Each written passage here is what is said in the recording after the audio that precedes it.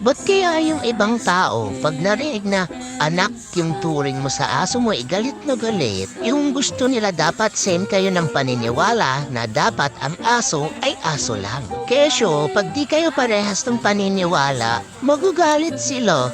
Lo, sino ba kasi nanakit sa inyo? Sino? Hey, kidding aside, wala kaming pate kung ganyan yung tingin nyo sa amin. Huwag nyo lang ipagduldulan sa fur parents namin yung balansan yung mindset.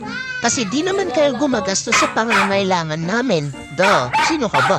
Uy, ganito talaga pag masaya. Di pumapapel sa buhay ng iba. Si Taro, mabait to si Taro. Mabait yan eh. Mabait yan si Taro eh. Mabait yan si Taro. Taro.